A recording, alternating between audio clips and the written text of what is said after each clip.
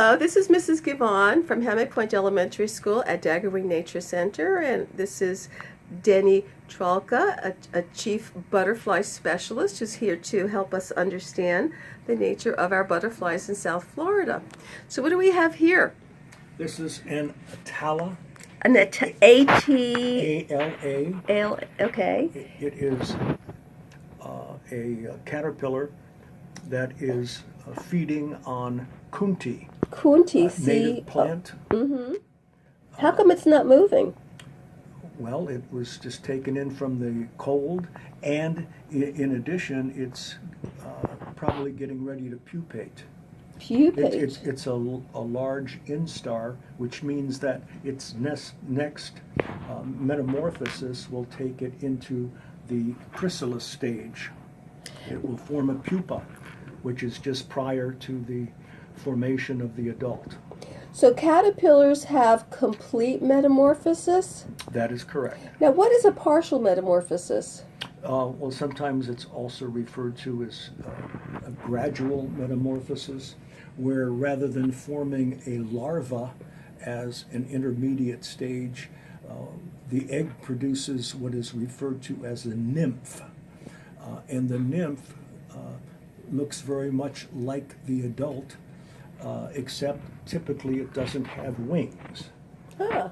So that it just gradually increases in size as it is feeding, and then matures and becomes capable of sexual reproduction once it reaches the adult stage. Oh, right. Where complete metamorphosis, we go from the egg to the caterpillar stage or larval stage, then to the pupa, which is in the formation of a chrysalis, or in moths, a cocoon, and then after a specific period of time, the adult emerges from that. So there has been a complete metamorphosis going from the production and maintenance of larval protein, a total change into adult protein and the formation of the actual adult. And in many cases, as is in the case of caterpillars, the caterpillar is an individual that is an herbivore. Typically, are all butterflies herbivores? Except for the harvester. The harvester feeds on aphids. But typically they do feed Look at those on hairs. plants. How come they're so hairy? Well, the hairs are of value. They can, in some species, produce a substance that is protective. They can also ward off the capability of a parasitoid wasp or a tachinid fly from laying eggs on the caterpillar, which eventually would hatch and actually serve as a Host, in effect, it's a parasitoid, which Right. means that it begins feeding and eventually kills its host. Right. Look at those hairs. Look, he looks like he is this the front of the caterpillar? What I'm looking at? That where the eyes are? Yes. Because he's got a beard there, like definite, more than a 5 o'clock shadow there. He's really hairy. Now, if you notice, it is also very brightly colored. Yes.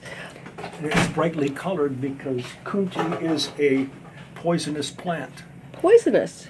Produces a very toxic chemical. Is it something that people can be allergic to? Well, no, actually people would produce starch from the coontie after they have prepared it properly.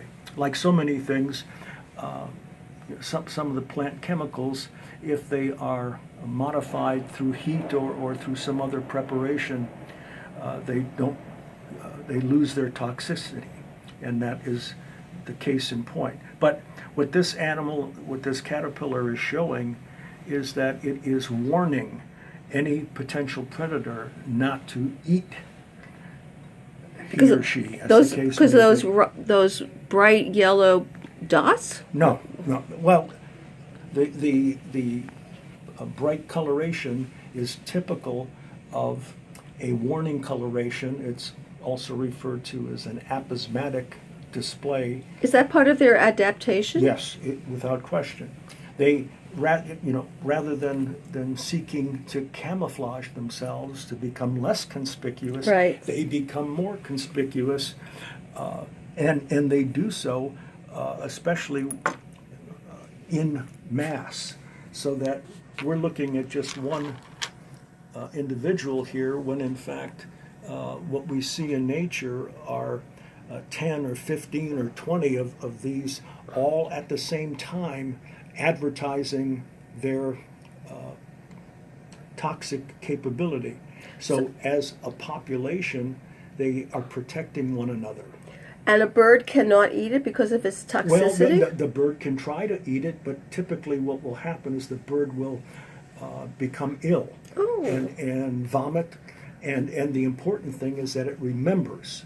Yeah. So that the aposematic display is designed to ensure that creatures that have a reasonable memory are the ones that are being warned. And the individual obviously dies, the one who was eaten. However, the population is maintained. Now, So would something like a praying mantis not mind to eat this? probably not. Yeah. Yeah. So there are predatory Oh yeah. I mean, insects that will Certainly. ignore the warning signs. it's That's all, their adaptation. You have this mutual adaptation, this coevolution that goes on consistently in nature. It never stops. Oh, so what else do we have here? Let's go to another one. I'm just stop this video so we can